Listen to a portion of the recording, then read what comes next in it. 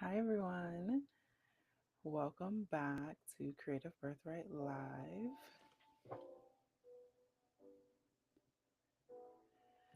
Okay, and I'm just getting started, getting my bearings because I've been having some technical difficulties this morning. I was supposed to start this live um, a lot sooner. Like I originally said 11:30, and then I kept having technical difficulties where the live that I scheduled, like when I would go live, it wouldn't connect to what I had already scheduled. And then, of course, Malcolm kept interrupting me and wanting to cuddle, um, and making it difficult for me to focus on what I was working on. But, anyways, I'm here now. It looks like everything is working. So, hey, welcome back to our Creative Birthright What's on My Page live series. And I just I just called it our Creative Birthright, even though I changed the name to Creative Birthright. So, welcome back to the Creative Birthright live series. And whether you're here live or catching the replay later, I'm so glad that you're here. So, get comfortable, grab yourself some tea, coffee, water, whatever you need to stay hydrated and settled in. Oh my gosh. Okay. Malcolm, please. It's like he knows. He knows. He's like, oh my gosh. He does this whenever my attention is elsewhere. Like I could just be sitting here not doing anything, but the moment I start talking, here he comes. And I don't know if this is impacting like the microphone because I switched to using my lav mic. So hopefully you can still hear it. Um, anyways, Malcolm is like completely derailing this, but hopefully that gave you a little bit more time to get in here and to get settled. And before we hop into the conversation for this week, I just want to remind you of the purpose of this space. So, this series, originally, I started it as a way to hold myself accountable. And I wanted to create a space where I was talking about what I'm currently working on. And okay, thanks for confirming that you can hear me.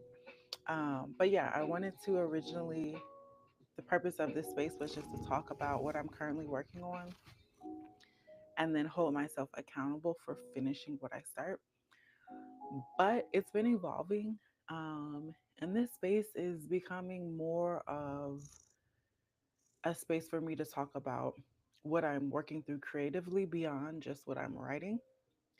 And it's becoming a space for me to share my first drafts, my messy ideas, and the thoughts that come with them. And kind of a space for me to work through different things creatively. And my hope is that over time, this grows into a community space where we all do the same thing together, sharing, reflecting, and leaving the space full of creative energy and inspiration. So that's where you come in. Um, so I hope that you come to this space ready to engage, ready to share. Like, you don't need to share fully formed ideas. This space embraces the messy, the chaotic, the unfinished. So come with whatever you have on your heart to share and share it because I would love to hear from it. I might find some inspiration in it or someone else. So please do come and share. So let's start there. How has your week been? What have you been working on?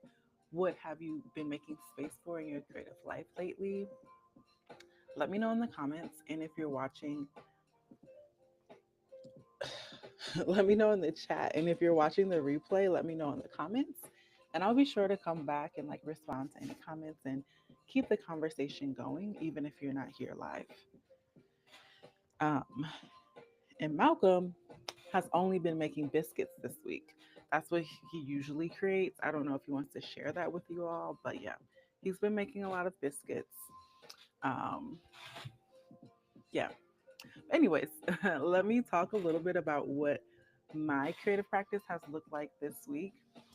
And I've been really leaning into slowness and understanding what that means for my creative life and also just for my life overall because I've been realizing that I tend to rush through things for usually no reason. Like, my focus is getting things done as quickly as possible. And shifting towards more slowness is not something that happens overnight. So it's been something that I've been consistently working on and working through. And I still catch myself wanting to like rush through projects and feeling like I should be further along. And then creating some arbitrary deadline that really is of no consequence. So I've been checking myself when that happens and just leaning into slowness because, and I think maybe all of us do this, but we really chase efficiency and push towards wanting to get things done as fast as possible. But what I'm learning is sometimes the beauty and the magic is in doing it slowly.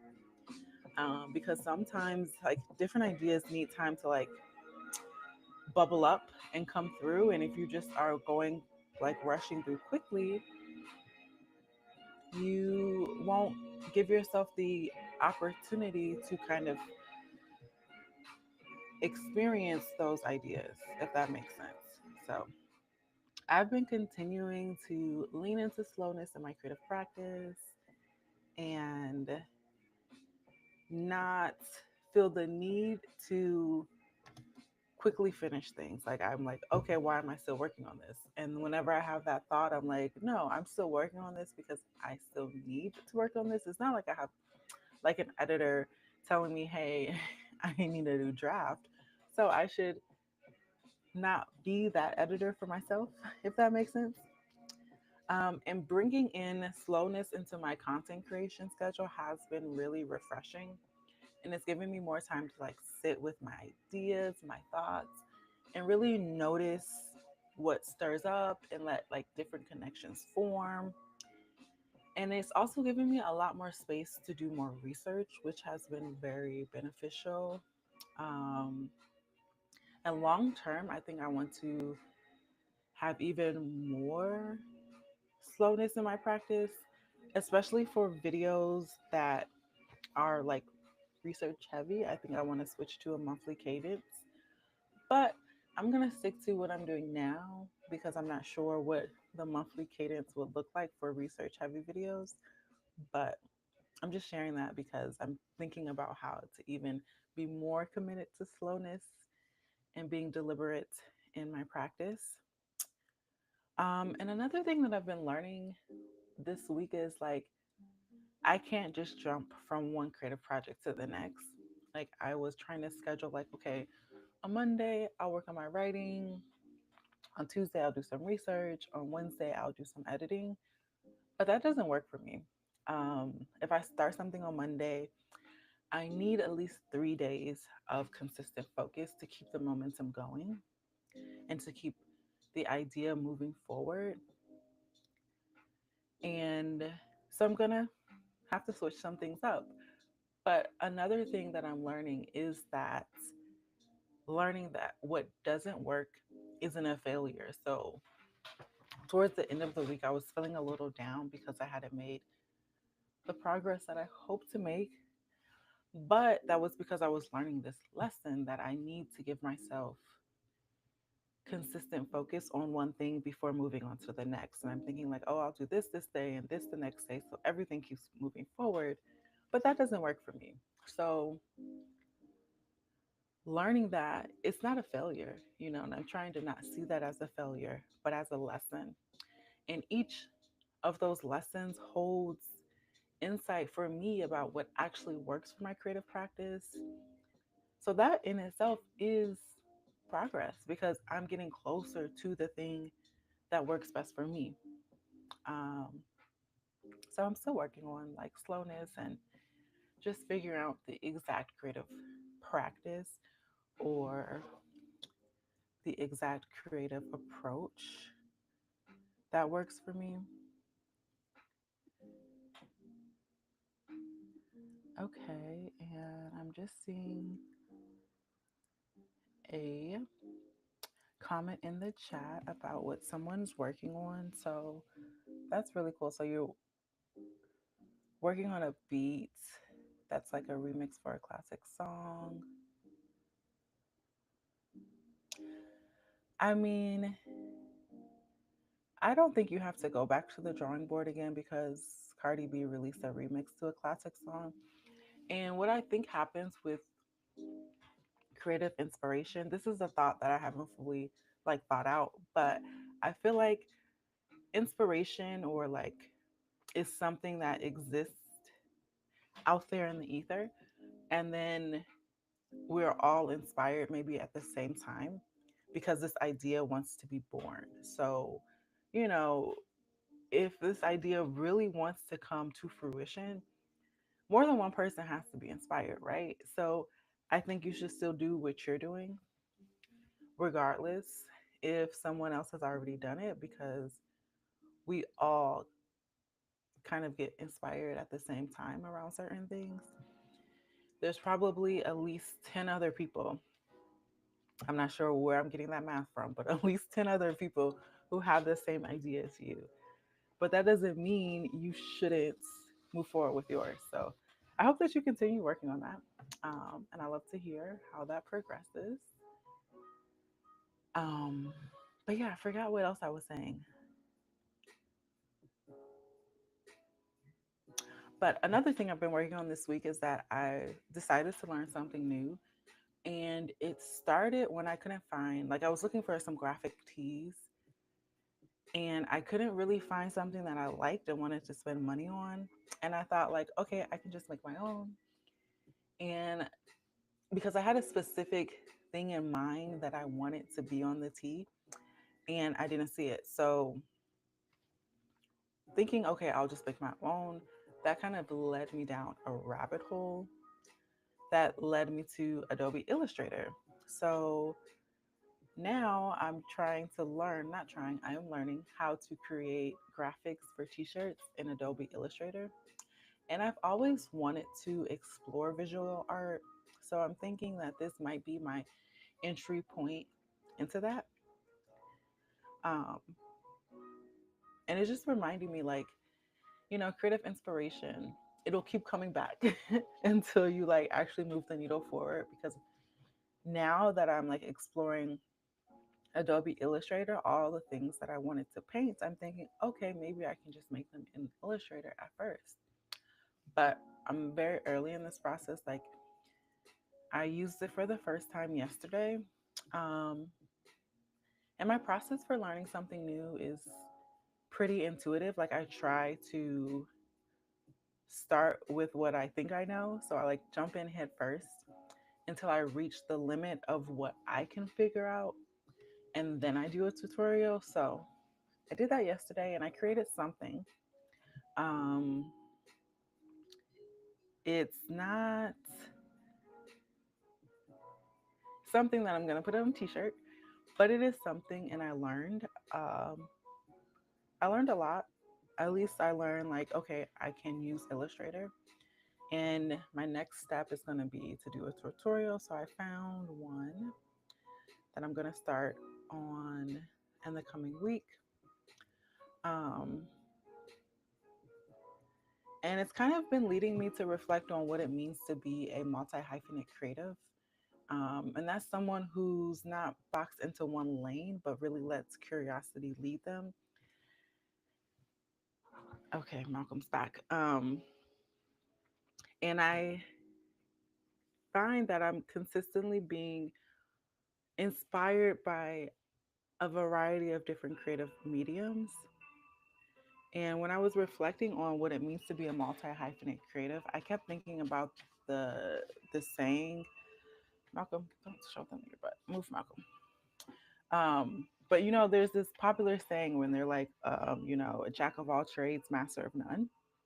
And this quote has been so misinterpret it and misrepresent it because you think it's like a negative thing, like, oh, you shouldn't be doing multiple things, you should just focus on one.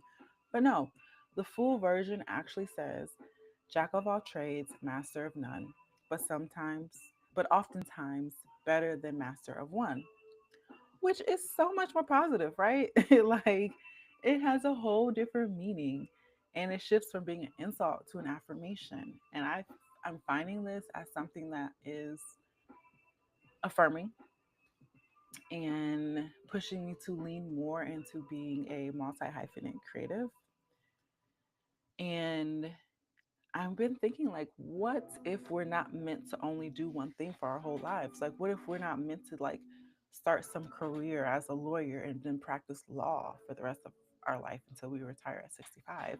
What if we're like, okay, I'll be a lawyer for 10 years and then I'll open a dance studio and then I'll open a lounge and then maybe I'll go into the restaurant business? Like, what if we're meant to just take on these different adventures throughout our life? And I think that we might be meant to do that, um, and just explore all of the different callings that we have and all of our different passions when they rise up. So I don't know if I can just career hop, but I can explore that part of me through my creative expression. Malcolm. Now Malcolm is getting a little antsy. And so for me, I think for all of us, being a multi hyphenate creative doesn't mean being scattered. It means being more expansive. It means giving yourself permission to answer when curiosity calls, um, to let your creativity take different forms, and to be adventurous and explore different ways of expressing yourself, and learn new things. So for me, trying Illustrator this week, it's not going to mean that it's going to be taking away from my writing. It's, if anything, it's going to deepen my creative practice. And it reminds me that all of these passions are connected and they feed each other. And I just started watching this video by another YouTuber. I think her name is Alicia Renee. I'm not sure, or Renice. I'm not sure if I'm saying that correctly, but she has a video on being a multi hyphenate creative. So I'm going to finish that and get some more inspiration. I'll put the link to it in the description box, but I came across this video after I decided to try Illustrator. I'm like, okay, this is very timely. I need to click and watch it. Um, yeah, so that's been kind of my week in review. I would love to hear a little bit from you all. Thank you to everyone that's already shared in the chat. If you're not watching this live, please do get down in the comments and let me know what your creative life has looked like this past week. What have you been struggling with? What are some of your wins? What insights do you have that you want to share with the class?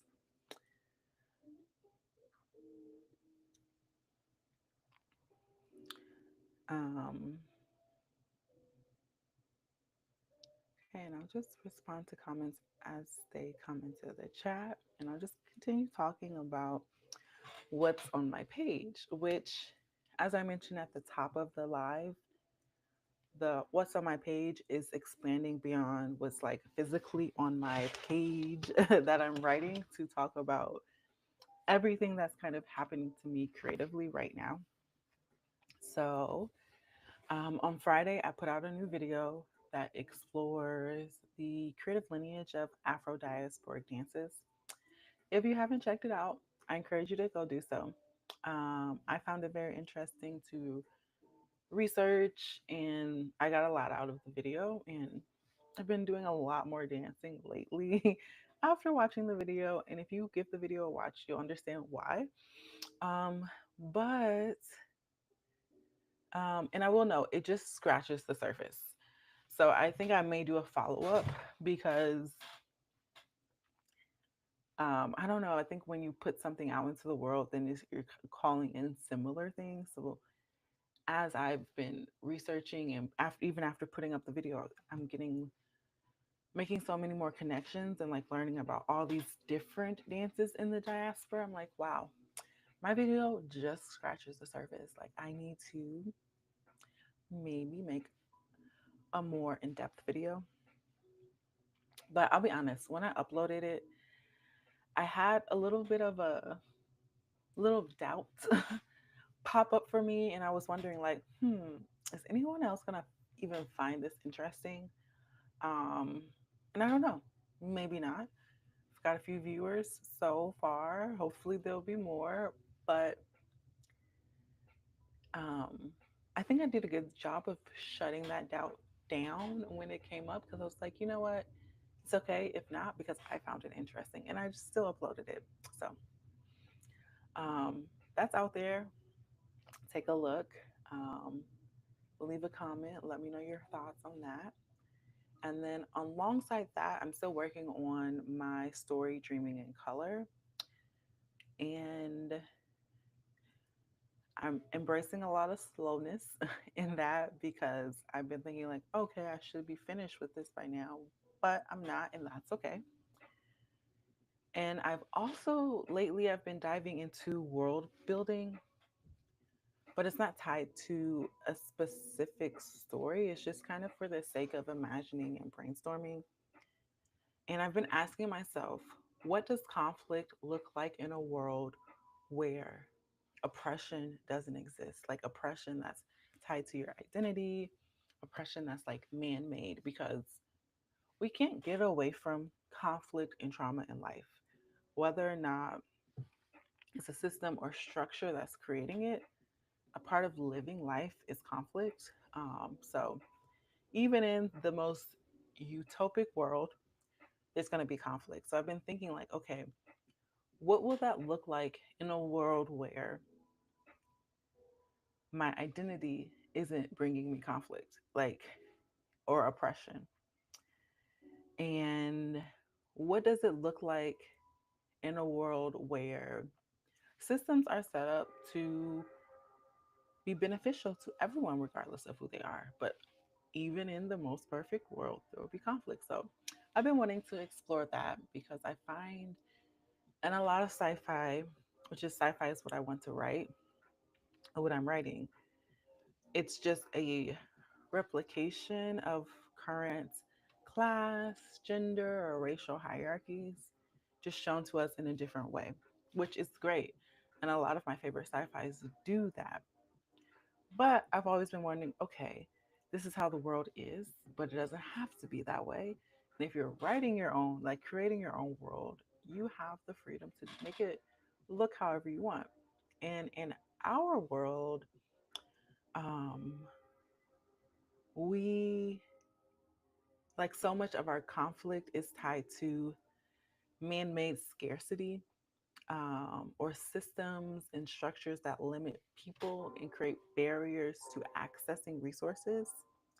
But they're man made. Like, so through my writing, I want to imagine something else in worlds where everyone's needs are met, where struggle isn't tied to identity.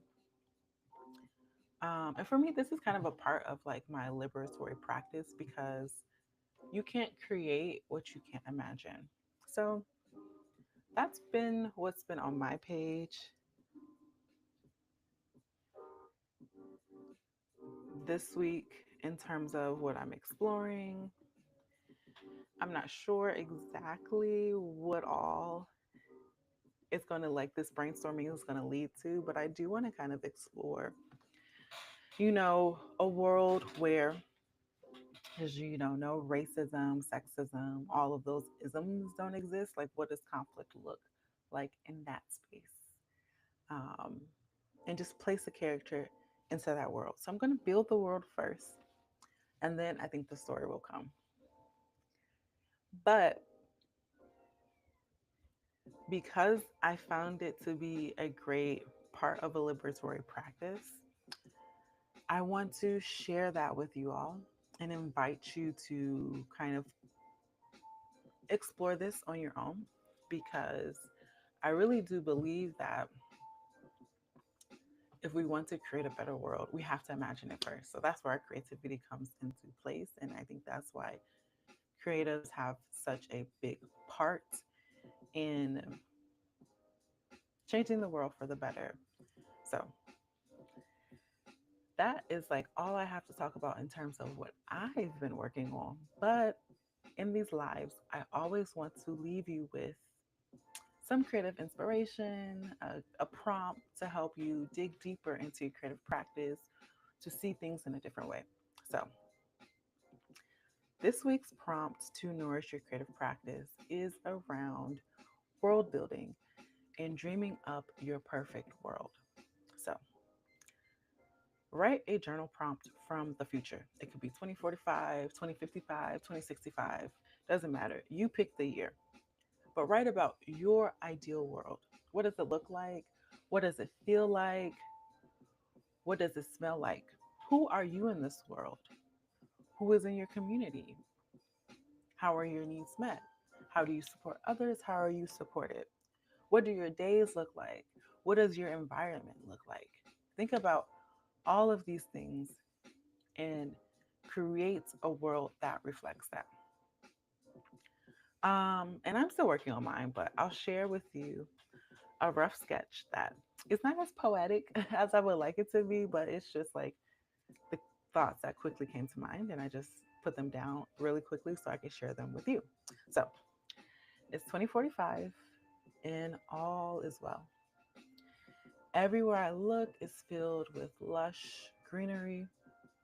I love trees, so trees are all around me. Even outside my window is a botanical garden. Everyone is busy pursuing their creative passions. We value art for art's sake. We get lost in the process. Everyone's needs are met and all of their desires are fulfilled. We care deeply about each other. Technology and innovation are focused on making our lives better, healthier, easier, not making a billionaire richer. And that's just the beginning. Like I said, I'm going to expand it and make it into something poetic. And I encourage you to do the same and to really put out there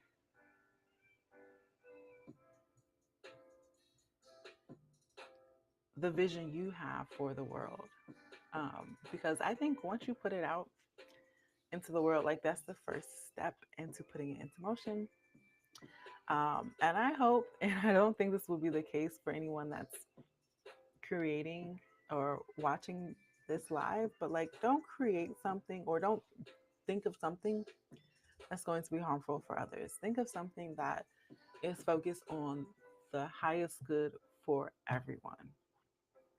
Think of a world that's not just your children, but like your children's children, like 7 generations out, will be able to inherit and thrive in. Um, and maybe you don't plan on having children, that's okay too. So just think of a world that will continue to be sustainable beyond you being here. Because I think, um, and not to think too deeply about this, but I think a part of being here is to create a better world. Um, and that's where creative practice comes into comes into place. Um, but yeah, that's what's on my page this week. I hope that your creative practice in the past week was nourishing and fulfilling, that you learned and that you progress. And I hope you take some time this Sunday to reflect, brainstorm, and re energize for the coming week. But that's all I have for you. And I will see you in the next video or in the next live.